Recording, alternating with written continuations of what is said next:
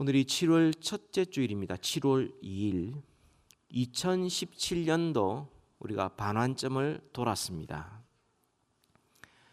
얼마나 세월이 빠른지, 전에는 하루를 혹은 시간 단위로 우리가 이렇게 살았는데 언제부턴가 일주일 단위로 우리가 또 살게 됐어요. 시작하면 월요일, 금요일, 토요일. 저는 주일, 돌아서면 또 주일 이렇게.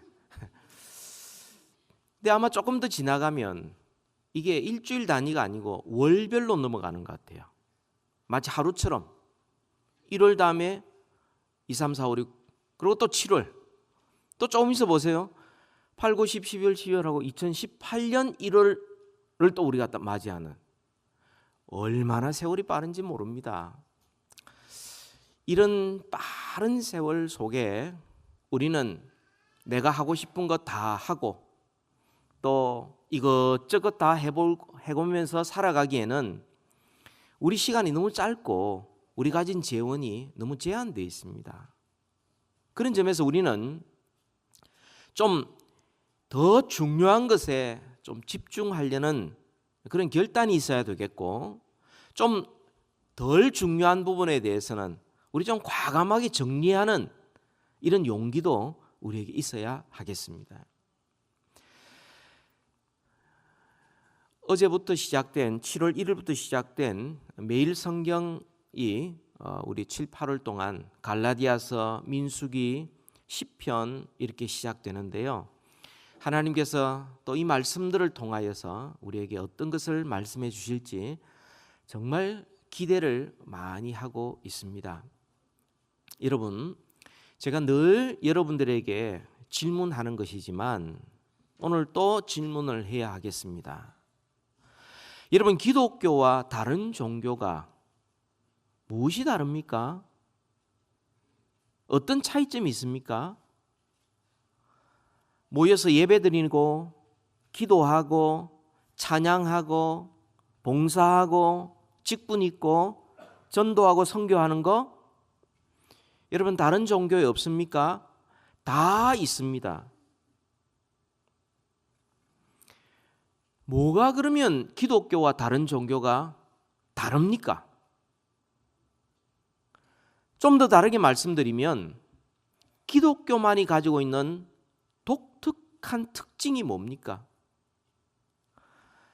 좀 더 착하게 사는 것, 우리 가정이 화목한 것, 우리 자녀들이 잘 되는 것, 건강하게 사는 것, 여러분 우리가 승진하고 성공하는 것, 사업이 잘 되는 것,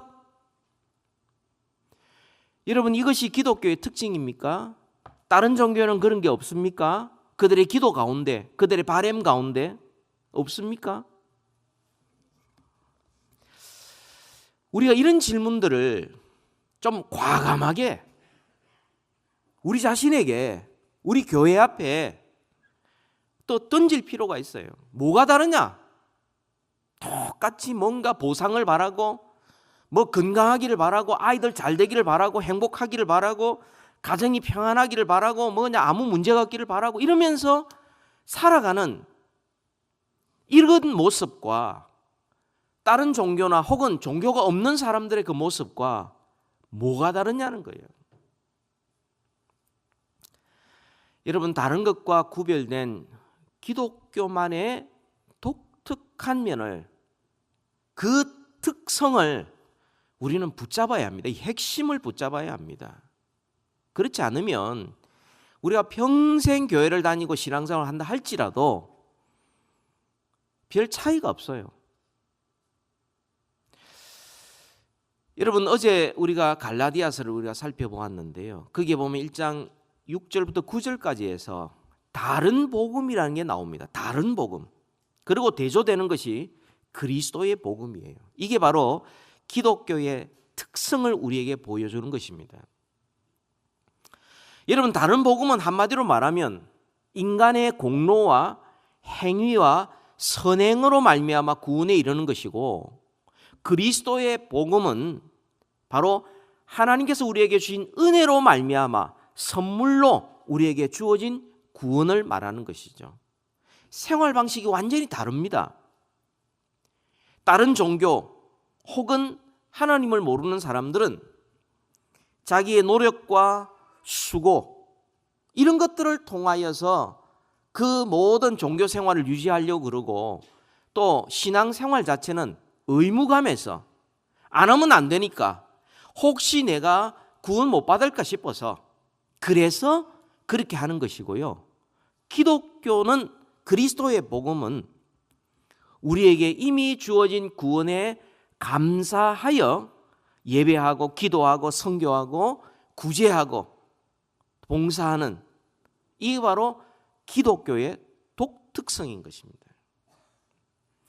여러분, 내가 구원을 얻기 위하여 노력하는 것과 또 내가 이미 받은 구원에 감사하여 노력하는 것과 그 노력의 강도, 그 모습이 어떠하겠습니까? 객관적으로 볼 때는, 옆에서 그냥 볼 때는요, 구원을 얻기 위하여 기도하고 노력하고 힘써 수고하는 것이 훨씬 더 진지해 보입니다. 기도를 해도 간절하게 기도합니다. 그래서 뭐 그냥 우리는 새벽기도 나올 때 그냥 나오지만 이 사람들은 목욕 재개하고요, 또 온 정성을 기울여서 혹시나 부정탈까 싶어가지고요, 그렇게 열심히 합니다. 하여튼 대단해요. 우리는 죄송합니다, 세 발의 피입니다. 세 발의 피. 잽도 안 됩니다. 이건 비교조차 안 돼요. 이런 식으로 신앙생활, 주일날 한번 살짝 왔다가 가는, 이러면서 나는 교회 다니고 나는 구원 받았고 나는 하나님의 자녀고 천국 백성이고, 여러분 세 발의 피입니다. 이들은요 정말 자기 자신의 시간과 자기의 정성과 힘과 정말 목숨을 다하여서 얼마나 진지하게 노력하는지 몰라요. 문제는 이들이 하나님을 모른다는 게 문제지, 그들의 정성과 그들의 노력은요, 우리가 정말 그들 앞에 너무 부끄러운 거죠. 기독교인들이 받은 은혜에 감사하여 예배드리고 받은 은혜에 감사하여 기도하고 감사하여 봉사하라 그러니까 봉사도 시원치 않고, 그리고는 자기의 어떤 신앙생활 자체도 별로 진지하지도 않아요. 영적 게으름에 빠져 있는 겁니다. 이미 구원 받았으니까 이러면서 자기를 합리화시키는 거죠. 잘못해도 예수님 이름 부르고 그냥 용서해달라고 한마디만 하면 나는 죄 용서 받는다고 생각하고, 이러니까 생활이 없는 것이고, 이러니까 선한 영향력이 없는 것이고, 이러니까 우리가 이 사회 속에 기독교인들이 정말 빛과 소금이 되어야 되는데 그 역할을 못하는 것이죠. 똑같은 거죠. 그러면서 차이점이 있다면 그냥 교회만 왔다 갔다 하는 겁니다. 그런 점에서 우리는 정말 우리가 받은 은혜가, 받은 구원이 얼마나 귀하고 우리의 구원을 위하여 하나님께서 치르신 대가가 얼마나 값지다는 것을 우리가 깨닫고 그것에 대하여 감격하고 감사할 때 비로소 우리는 제대로 신앙생활을 할 수 있는 거죠. 그래서 오늘은 범사에 감사하는 습관에 대하여 말씀드리고 싶습니다. 우리 신앙생활이에요, 정말 감사가 회복되고 이 감사함으로 말미암아 예배하고 기도하고 봉사하고 전도하고 선교하는 이 감사로 말미암아 우리의 삶이 진정한 제자리를 잡아가는 그런 그리스도인들의 삶이 되기를 바라는 마음으로 이 말씀을 드리고 싶습니다. 여러분, 오늘 본문은 여러분도 잘 아시다시피 다윗 왕이 되고 난 다음 그가 마음속에 늘 간직하고 있던 하나님의 언약궤를 예루살렘 성으로 옮길 때에 그가 불렀던 감사 찬양입니다. 오늘 제가 짧게 읽었지만 역대상 16장 7절부터 36절까지 해서 길게 찬양을 하고 있습니다. 처음부터 끝까지 주제가 뭐냐면 감사예요. 감사. 여호와께 감사하라. 그는 선하시며 그 인자하심이 영원함이로다. 그러면서 그 앞에서 춤을 추고 그 앞에서 노래를 부르고 그 앞에서 찬양을 하라고 그러고 자기도 찬양하고 그러면서 즐거워하며 기뻐하는 내용이 오늘 본문 내용인 것입니다. 여러분, 감사라는 것은 아무나 할 수 있는 게 아니에요.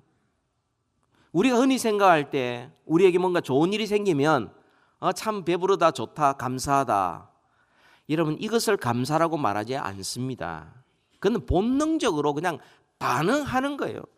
그러다가 조금 있으면은 배고프고 힘들면 또 원망하고 불평할 거잖아요. 그런 걸 감사라고 말하지 않습니다.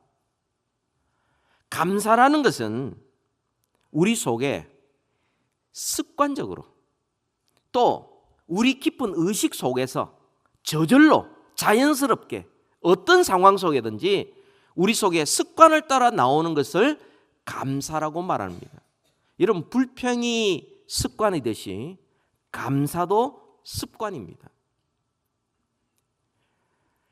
이 감사의 습관이 우리에게 있어야 비로소 감사하는 사람이 될 수 있고 범사에 감사할 수 있지, 상황에 따라서 그때그때마다 다르다면 그건 감사하는 사람이 아니에요. 그냥 본능 따라 반응하는 사람이죠. 이 습관이라는 것이요, 우리 속에 굉장히 굳어져 있는데 굉장히 중요한 것인데요. 우리 한국 속담에 3살 버릇이 8까지 간다 그러잖아요. 그죠? 습관이 안 바뀐다는 이야기예요. 크리스찬 되신 이어령 박사가 한국인에 대하여 연구를 했는데 3살 버릇이 8까지 간다. 이게 도대체 무슨 뜻이냐? 그 연구한 내용이 있는데요. 아이가 태어나서 3살까지는 그 자기의 모든 인격과 습관이 형성되는 시간이래요. 다른 송아지라든지 새라든지 이런 것들은 태어나자마자 그냥 움직이고 막 뛰어다니고 이러는데 사람은 3년간의 부모의 보호하심을 받는데요. 그러면서 습관이 형성이 된답니다. 그것이 평생 간다는 거죠. 그러다가 자기를 키우신 부모님이 떠나고 나면은 옛날에 3년상이라는 게 있었지 않습니까? 3년 동안 부모가 내가 아무리 힘이 없을 때 3년 동안 지켜주셨는데 부모가 떠나고 난 다음에 그 3년 동안 내가 아무것도 하지 아니하고 부모가 나에게 베푸르신 은혜들을 기억하면서 3년상을 보내는, 거기서부터 3살이라는 게서 나왔다는 거예요. 3살 버릇이 8까지 간다. 이 말은 또 습관은 고치기가 너무 어렵다는 거예요. 안 고쳐진다는 거죠. 부부싸움이 왜 합니까? 서로 습관의 충돌이에요. 그죠? 교회 안에서 왜 다툼이 일어납니까? 습관의 충돌이에요. 이 습관이라는 것은 굉장히 무서운 겁니다. 그런데 좋은 습관을 가진 사람은 좋은 인생을 살지만 좋지 못한 습관을 가진 사람은 평생 고생해요. 습관을 고치기가 이렇게 어려운데 불가능한 것은 아니에요. 습관을 어떻게 고치느냐? 방법은 딱 2가지예요. 그죠? 첫 번째, 옛날에 좋지 못한 습관을 중단하는 방법이 있고, 2번째, 새로운 습관을 시작하는 것이 2번째 방법이에요. 어느 게 더 쉽겠습니까? 새로운 습관을 시작하는 것이 훨씬 더 쉽고 효과적이라는 거예요.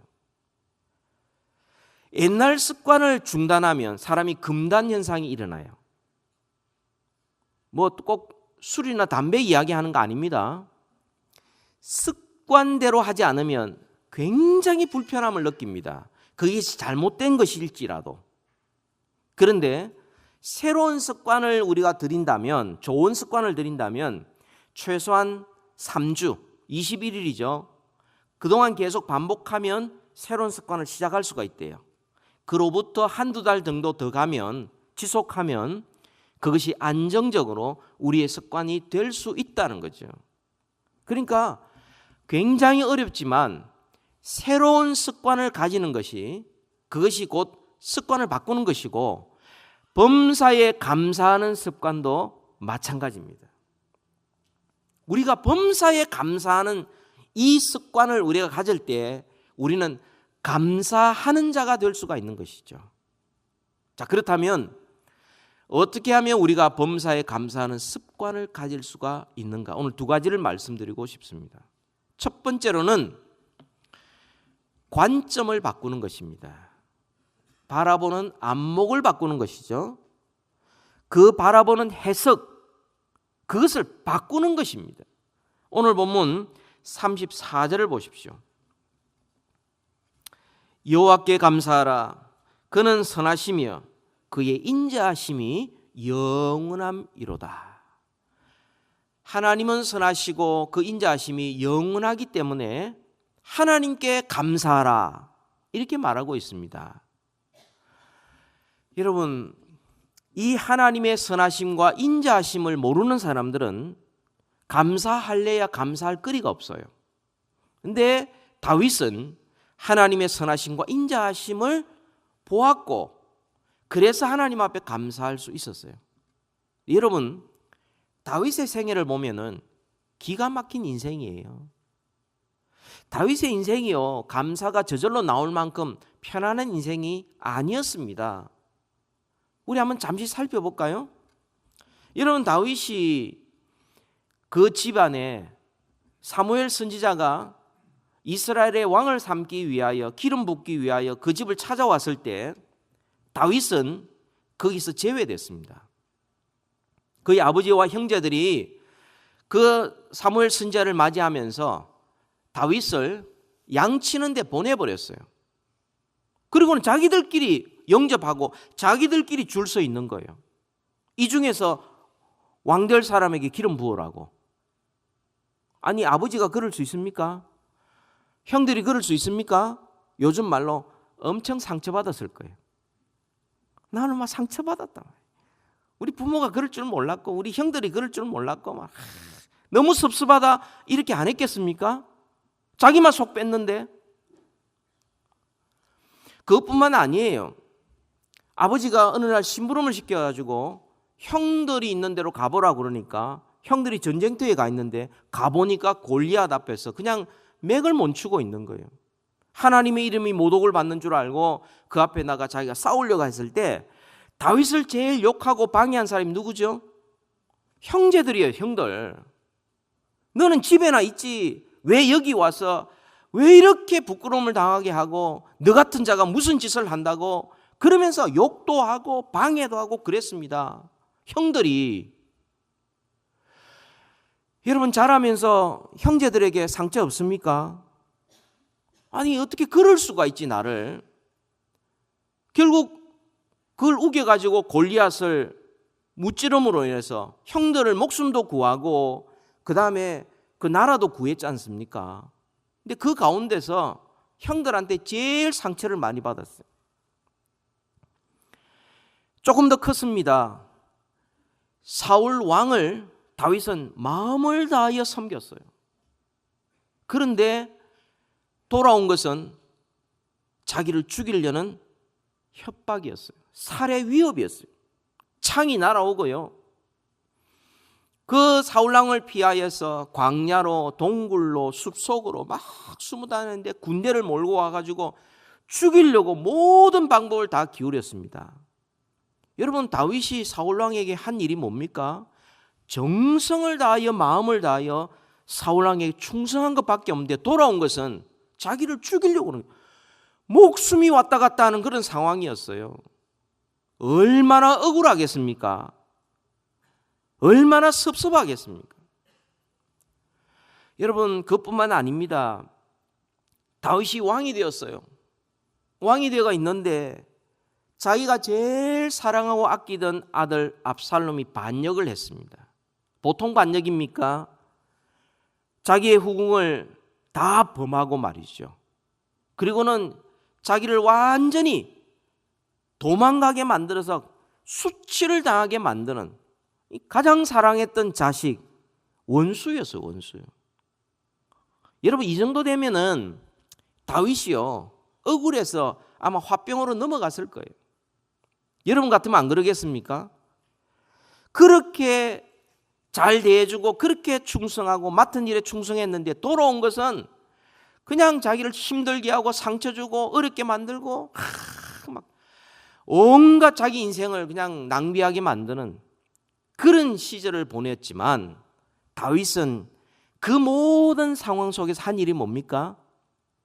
낙심하거나 포기하지 아니하고 오히려 하나님 앞에 감사하면서 그 가운데 주님을 찬양하면서 시간들을 보내었었어요. 어떻게 이럴 수 있습니까? 관점이 바뀌었기 때문에 그렇습니다. 여러분 35절을 한번 볼까요? 35절.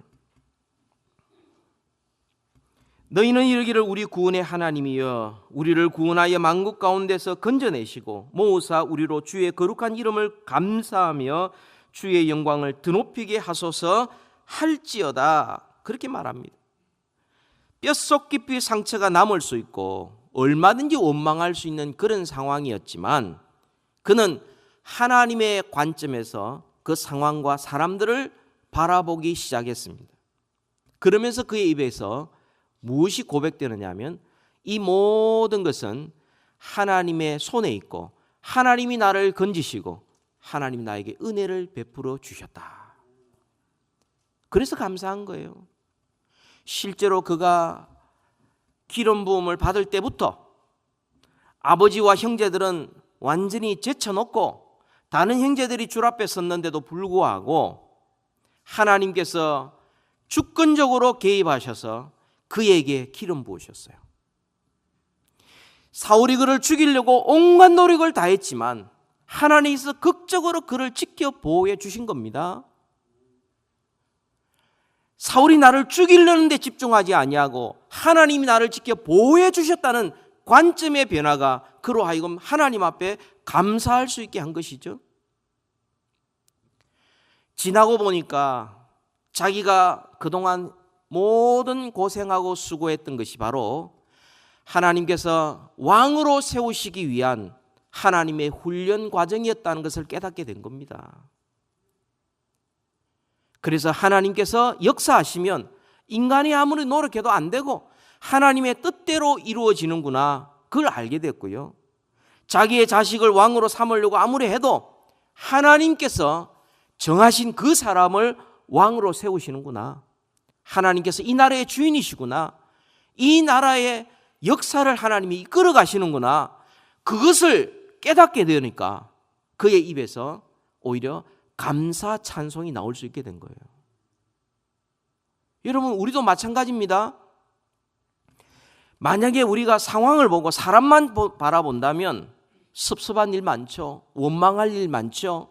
뭐 상처받았다 그러면 상처 준 사람은 나쁜 사람이 돼버려요. 예? 사람 하나 바보 만드는 거 쉽습니다. 나 상처받았어. 누구? 저 사람. 그럼 이제 나쁜 사람 되는 거예요. 그 사람은 상처 준지 안 준도 모르고 있는데 하여튼 나쁜 사람은 내가 상처받았다 그러면 그때부터 그 사람은 나쁜 사람이 되는 거죠. 아무나 감사할 수 있는 게 아니고요. 범사에 감사하는 습관을 가진 사람인데 이 사람은 하나님이 나의 창조주시요 주인이시요 하나님이 나를 구원해 주셨다는 이 사실을 깨닫고 상황을 바라보는 사람만이 하나님 앞에 감사하는 생활을 할 수 있는 겁니다. 그가 왕이 되고 난 다음에 언약궤를 기억하고 그 언약궤를 예루살렘으로 옮기고 싶었던 것도 그 마음에 감사하는 마음이 있었어요. 누가 시켜서가 아닙니다. 또 하나님 앞에 하나님 제가 성전 짓고 싶습니다 했을 때 하나님이 안 된다고 그랬어요. 그럼에도 불구하고 성전을 짓기 위한 모든 재료를 다 준비해 놓았어요. 왜? 감사했기 때문에.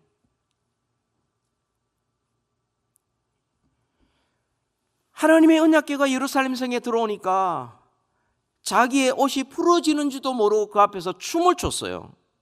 왜? 너무나 감사했기 때문에. 여러분, 우리는 어떻습니까? 우리의 과거를 생각하고 우리 현재의 모습을 바라보면서 우리는 어떠합니까? 여러분, 과거 없는 사람 없죠? 그것이 화려하든 초라하든 상관이 없습니다. 근데 여러분, 과거를 생각하고 현재를 생각하면 무엇부터 생각합니까? 많은 사람들이 안 좋았던 거, 내가 상처받았던 거, 억울했던 거, 섭섭했던 거, 이건 오래 기억하고 좋았던 거, 은혜를 갚아야 되는 거, 이런 건 별로 기억을 안 해요. 그렇지 않습니까? 왜 그렇습니까? 우리 욕심 때문에 그런 거예요.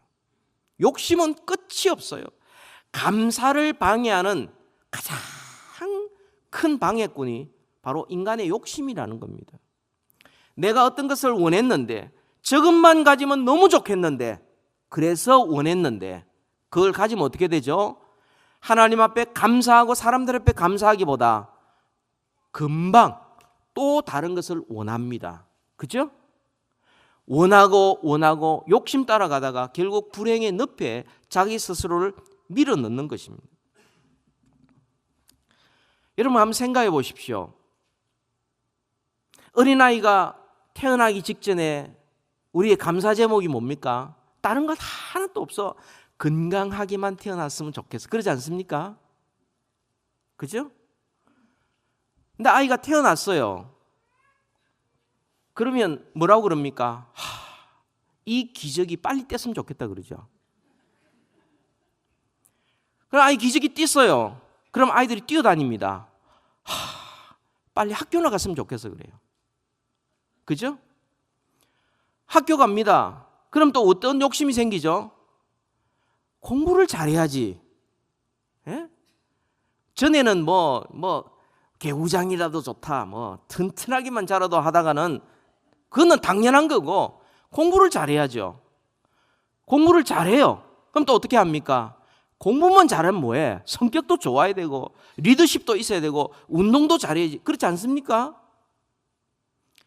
끝없이 감사하기보다는 욕심이 우리로 하여금 오히려 그 아이에게 바람이 그게 되돌아오는 거예요. 감사를 못해요. 감사할 여가가 없어요. 그러고는 아이가 커서 이제 대학을 갔습니다. 그래서 대학 간 것 같은데 그 다음에 또 어떻게 합니까? 대학 가면 뭐해? 취업을 해야지. 취업을 했습니다. 돈을 법니다. 그러면 뭐 합니까? 시집장가 가야지. 시집장가 갔어요. 가면 뭐해? 애를 낳아야지. 애를 낳았습니다. 애 낳으면 뭐해? 나한테 불효하는데. 그렇지 않습니까? 그러다가 나중에는 다른 거 다 필요 없어. 나 연금 받고 그냥 먹고 살만하면 좋겠어. 그러면 감사할 거야. 그래서 먹고 살만해졌어요. 근데 감사 못해요. 왜? 먹고 살만하면 뭐해? 몸이 아픈데. 우리가 하나님께서 우리에게 베푸신 은혜에 감사하기보다 사람은 그 감사는 당연한 것이고 그 다음에 뭔가 더 나한테 욕심이 생겨서 바라면 그때 감사하겠다. 그때 가면 감사 안 합니다. 여러분 우리가 원망하고 불평하고 뭔가 바라는 이것이 당연한 것이 아니에요. 한번 생각해 보세요. 몸이 아팠다가 회복되는 게 감사합니까? 안 아픈 게 감사합니까? 안 아픈 게 감사하죠. 여러분 안 아프다고 감사합니까? 사고가 나가지고 사고를 잘 수습되어서 감사하는 게 좋습니까? 아예 사고 자체가 안 나는 게 감사합니까? 아예 안 나는 게 감사해요. 근데 우리는 그걸 잊어버려요. 범사에 감사하는 습관이 없기 때문에 꼭 문제가 터져야 되고 거기에서 겨우겨우 살아남아야 겨우 감사 조금 하다가 또 넘어가는 거예요. 잊어버리는 거예요. 관점을 바꾸셔야 됩니다. 여러분 우리가 살고 있다는 게 이게 그냥 사는 게 아니에요. 하나님의 기적입니다. 기적.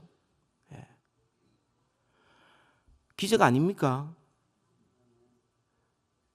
지난 한 주간 동안 6일 동안 이 지구상에서 나이가 많았든 혹은 사건 사고든 질병이든 으로 세상을 떠난 사람이 최소한 120만 명이 이상이 됩니다.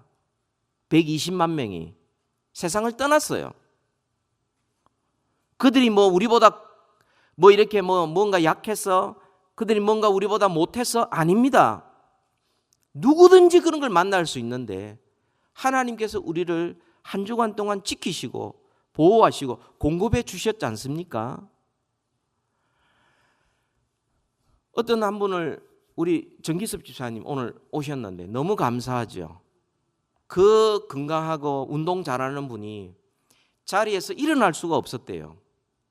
자리에서 가만히 보니까 자리에서 일어나는데 온몸이 사용되더라는 거죠. 제가 평소에 늘 이야기했잖아요. 밥 한 숟가락 우리 입에 넣는데, 여기서 여기까지 넣는데 우리 몸의 근육이 250개 이상이 움직여야 들어간다는 거예요. 그것만 끝입니까? 또 이게서 소화가 돼가 밑으로 내려가야죠. 또 잘 배출돼야죠. 우리가 사는 게 기적입니다. 이 자체로 우리가 감사하지 못하면 하나님께서 아무리 더 큰 은혜를 베풀어 주셔도 우리는 감사하는 습관을 가질 수가 없어요. 관점을 바꾸셔야 됩니다. 안 그렇습니까? 예. 여러분 전혀 안 그런 표정으로 저를 쳐다보시면 저거 어떡하라는 것입니까? 우리가 살고 있는 게 신비고요. 오늘 하루는 기적이에요. 하나님이 우리에게 주신 선물이고요. 우리가 이렇게 두 발로 걸어갈 수 있다는 것도 하나님이 우리에게 특별히 베푸신 은혜예요.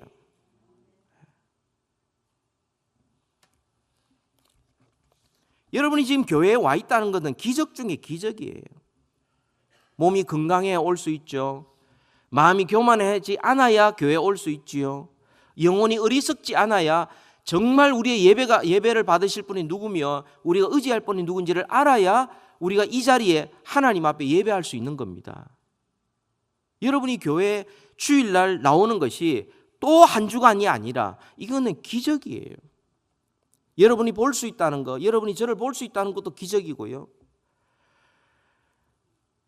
이 모든 것을 생각하면 우리의 관점이 바뀌어지면요, 하나님이 베푸신 은혜들을 기억하면서 독생자를 아낌없이 우리에게 주시기까지 사랑하시면서 자기 아들을 아끼지 아니하시고 주시는 그 은혜로운 관점으로, 하나님의 관점으로 우리의 일상을 바라보면 우리는 감사할 것이 천지입니다. 감사할 것이. 관점을 바꾸셔야 돼요. 여러분, 두 번째로, 마지막 두 번째로는 그렇습니다. 어떻게 하면 범사에 감사하는 습관을 가질 수 있는가? 감사하는 표현을 적극적으로 하셔야 됩니다. 여러분, 과거의 기억들 또 현재의 상황들, 그것을 우리가 관점을 바꿀 뿐만 아니라 적극적으로 표현해야 합니다. 우리 34절 35절에 있는 그대로 여호와께 감사하라 명령했고요, 감사하며 주의 영광을 드높게 하소서라고 기도하고 있습니다. 여러분, 다윗의 일생을 보면 하나님 앞에 감사의 표현을 어떤 찬송시를 작시함으로, 노래를 부름으로, 왕으로서 감사하라고 명령함으로, 언약궤 앞에 춤을 춤으로 몸을 움직여서 감사를 표현했어요. 우리도요, 감사를 표현하고 또 표현할수록 감사가 더 풍성해지는데, 감사를 표현하지 않을수록 우리의 감사는 더 메말라지게 됩니다. 여러분, 우리가 감사를 표현하지 않으면 어떤 일이 벌어집니까? 감사를 표현하지 않으면. 누가복음 17장에 보면 감사를 표현하지 않는 것에 대하여 예수님께서 지적하신 말씀이 있어요. 10명의 문둥병 환자가, 나병 환자가 있었는데 그 나병 환자를 주님께서 가서 제사장에 보이라, 가다가 다 고침을 받았어요. 그 중에 한 사람만 돌아옵니다. 사마리아인입니다. 그때 주님께서 하시는 말씀이 그겁니다. 감사를 표현하지 않는 자는 교만한 자다. 누가복음 17장 16절에 보면 예수의 발 아래 엎드려 감사하니라고 말합니다. 실제로 겸손한 자만이 감사할 수 있습니다. 교만한 자는 감사 못해요. 모든 것을 당연하게 여긴 자는 감사 못합니다. 그런데 나 같은 자에게 구원을 주시고, 나 같은 자에게 필요한 것을 공급해 주시고, 나 같은 자도 동행해 주시고 은혜 베풀어 주신 것을 그렇게 기억하고 인정하는 자, 그 사람이 감사할 수가 있는 거죠. 뿐만 아니라 감사를 표현하지 않으면요, 하나님을 영화롭게 할 수도 없어요. 예수님께서 이렇게 말씀하시죠. 누가복음 17장 17절 18절에 이렇게 말합니다. 그 아홉은 어디 있느냐? 이 이방인 외에 하나님께 영광을 돌리러 돌아온 자가 없느냐? 감사하는 것이 하나님께 영광을 돌리는 것이라고 말씀을 합니다. 감사하지 않는 것은 하나님께 영광을 돌리지 않는 것이죠. 시편 50편 23절에도 감사로 제사를 드리는 자가 나를 영화롭게 하나니 그의 행위를 옳게 하는 자에게 내가 하나님의 구원을 보이리라. 감사하는 것이 하나님 앞에 옳은 일이다, 옳은 행위다, 하나님께서 인정하십니다. 그러니까 우리 자신이 겸손하고 피조물됨을 알고 은혜로 구원받음을 아는 자가 감사하고, 또한 감사하는 자가 하나님을 영화롭게 하고, 또 감사를 표현하는 자가 결국 믿음의 결국 구원에 이를 수 있다, 그렇게 말씀을 합니다. 누가복음 17장 19절에 그에게 이르시되 일어나 가라 내 믿음이 너를 구원하였느니라 하시니라. 감사는 믿음의 고백이에요. 믿음의 고백이에요. 보세요. 우리가 얼마든지 원망하고 불평하고 섭섭해하고 억울해할 만한 일 가운데서도 하나님의 관점으로 그것을 바라봤을 때 우리는 믿음으로 감사할 수가 있습니다. 믿음이 있어야 감사할 수 있는 거죠. 하나님 그 배후의 역사하심을 믿는 자만이 감사할 수 있는 거죠. 여러분, 그런 점에서 우리는 감사를 늘 기억하고 연습하셔야 돼요. 여러분, 다이어트 하는 사람들이 다이어트 일기를 씁니다. 뭘 먹고, 그죠? 몇 칼로리고 이걸 해요. 또 운동하는 사람은요, 오늘 하루에 스쿼트 몇 번, 몇 번 이렇게 운동 일지를 씁니다. 그래야 자기가 지금 어디까지 와 있는지, 얼마만큼 내가 지금 진보가 있는지, 그리고 스스로 또 동기부여를 가질 수도 있고, 하다 보면 그게 굉장히 보람이 있어요.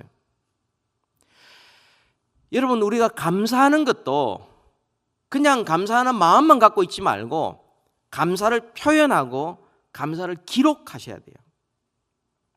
올리브 여성 모임에 있는 스태프진들이 이 6, 7, 8월 이 석 달 동안에 그들이 하는 프로젝트가 감사 수첩에 매일 감사의 제목을 적는 것입니다. 다음 주에 제가 감사에 대해 한 번 더 말씀을 드릴 텐데요. 용인의 다보스 병원에 있는 그는 한 집사님이 계시는데, 그분이 매일 5가지의 감사 제목, 또 자기 딸 100가지의 감사 제목을 이렇게 적으면서 그가 자기도 치유함을 얻고 가족이 하나가 되고, 그리고 그것이 선한 영향을 미쳐서 그 병원에 있는 사람들에게 정말 그 감사의 수첩을 통해서 우울증 환자가 10몇 명이 낫는 역사가 일어났다는 거예요. 불평도 전념이고요, 감사도 전념입니다. 감사를 전념하는 사람은 행복한 사람이고 주위의 모든 사람들이 감사가 넘치는 삶으로 바꾸지만, 불평과 원망하는 사람들은 주위 사람들을 다 불행하게 만들고 자기도 불행해집니다. 근데 여러분, 어떤 사람이 이렇게 말하죠. 늘 짜증 부리고 원망하고 감사도 없고 불평하는 사람들도 오래 사는 사람 있던데요. 예, 혹시 그런 사람이 있습니다. 아주 부정적인 에너지를 가지고 살아가는 사람이 있는데 그 사람은 옆에 있는 사람을 빨리 죽이는 사람들이에요. 자기는 안 죽고 남을 죽이는 거예요. 그러니까 원망과 불평과 짜증과 좋지 못한 부정적인 이야기하는 사람들의 말을 듣지 마십시오. 죽는 겁니다. 독약을 마시는 거예요. 오히려 감사하고 위로하고 칭찬하고 인정하여 서로 같이 더불어 살아야죠. 행복을 서로 나누어야죠.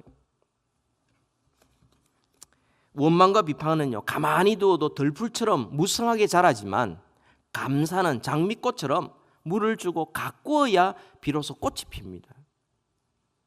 너무나 귀한 감사예요. 이 감사의 열매, 감사하는 자가 누릴 행복이 있습니다. 그것은 온 백성을 찬양하게 만들었어요. 감사하니까 또 다른 사람을 찬양하게 만드는 거지요. 또 가정과 사회에 축복이 흐르게 됩니다. 또한 감사하니까 역대상 17장 1절에 보면 그 마음속에 거룩한 소원이 생깁니다. 성전을 짓고자 하는 거룩한 소원이 생깁니다. 더 나아가 하나님이 기뻐하시는 인생을 살아갈 수가 있습니다. 여러분 2017년 우리가 시작하면서 교회 올해의 표어가 말씀에 순종하여 범사에 감사하리라. 이걸 구호를 외치고 올해를 시작했습니다. 여러분 얼마나 실천하고 계십니까? 데살로니가전서 5장 18절에 범사에 감사하라. 이는 그리스도 예수 안에서 너희를 향하신 하나님의 뜻이니라 말씀을 합니다. 여러분 이 감사는 우리의 관점을 바꾸셔야 돼요. 인간적인 눈으로 세상적인 관점으로 비교하는 마음으로 욕심을 갖고 바라보면 우리는 감사가 점점 없어집니다만, 그러나 하나님이 이미 우리에게 베푸신 은혜, 나를 이 땅에 살게 하시고 나를 구원하시고 하나님의 자녀 삼으신 이 은혜를 생각하며 우리의 사람들과 환경을 바라보면 우리는 감사할 수 있는 그런 습관을 갖게 되고요. 뿐만 아니라 우리의 표현을, 감사의 표현을 적극적으로 하는 거죠. 교회에서도 적극적으로 그것이 예배를 통하여, 찬양을 통하여, 기도를 통하여서, 봉사를 통하여 감사를 적극적으로 표현하는 거고요. 가정에서도 그렇습니다. 부부간에요, 감사를 적극적으로 표현하면 부부가 서로 돈독한 정을 쌓을 수 있지만 감사를 표현하지 않고요, 참 죄송하게도 살아주는 것만 해도 감사하게 생각해라, 뭐 이런 식으로 나가면요 점점 불행해집니다. 점점 자식에 대하여 감사하시고요, 부모에 대하여 감사하시고요, 우리가 만나는 모든 만남을 감사하게 생각하고 귀하게 여길 때에 우리는 선한 영향을 미치게 되고요, 우리도 행복해지고요, 하나님께 영광 돌리게 될 것입니다. 사랑하는 여러분, 설교 들어주셔서 감사합니다. 기도하겠습니다.